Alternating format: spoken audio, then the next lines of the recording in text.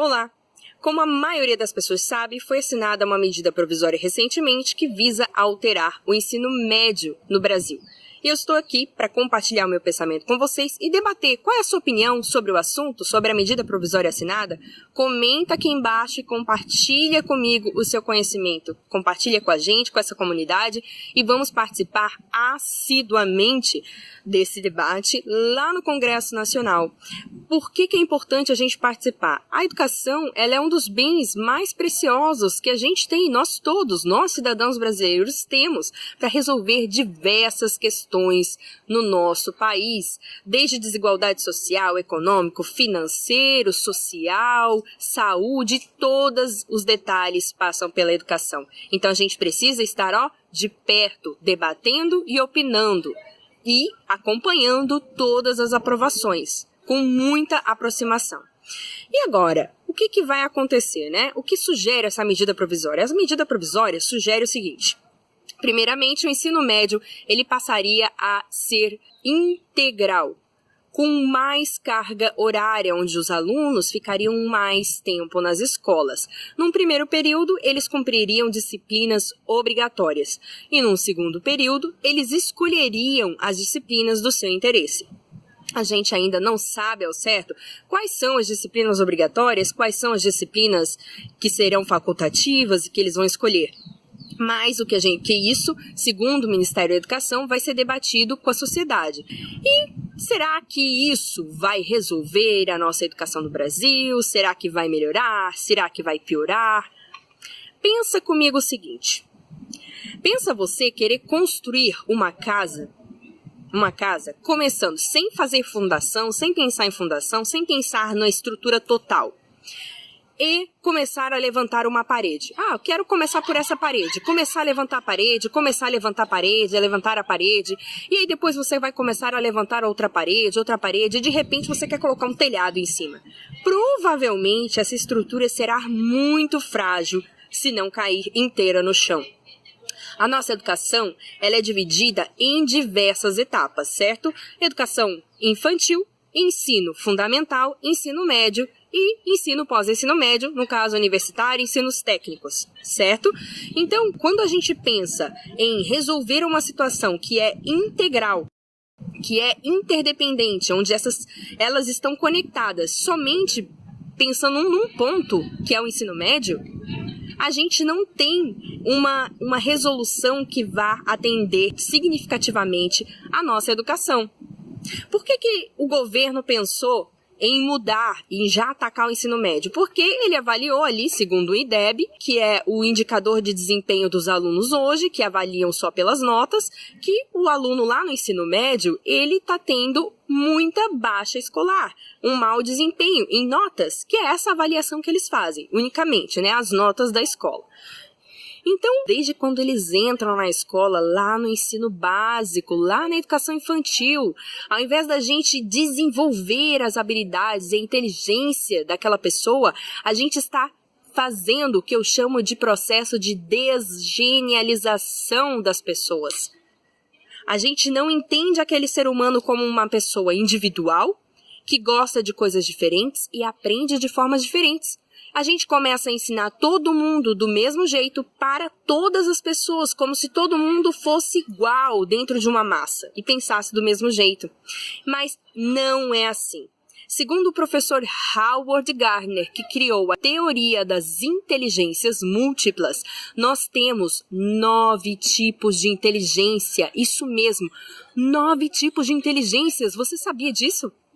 Pois é, mas a nossa educação tradicional, tanto pública quanto algumas escolas particulares também, a maioria delas, com exceção de algumas só, valoriza somente 2 tipos de inteligência: a raciocínio lógico-matemática e a linguística.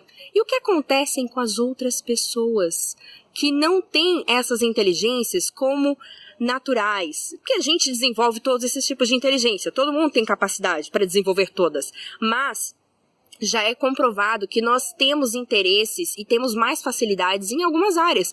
Tem gente que tem muito mais facilidade desde bebezinho, a gente já começa a perceber para a natureza, que é o naturalista. Os sinestésicos corporais, que são geralmente atletas, dançarinos, a inteligência sinestésica, a inteligência musical, né, pessoas que têm o dom da música. Então existem vários tipos de inteligência. O que a gente faz com essas pessoas? A gente exclui esses alunos.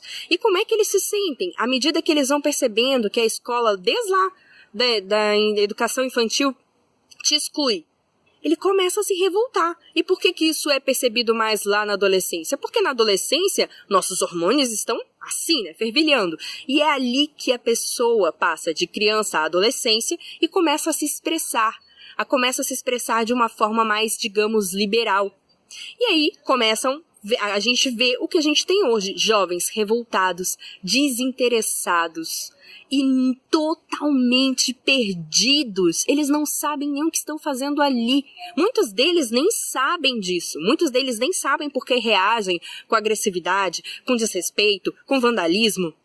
A gente precisa reeducar, precisa agir diretamente nessa defasagem, nesse déficit que a gente agregou para a nossa sociedade. E sim, todo mundo é responsável por isso que está acontecendo nas escolas.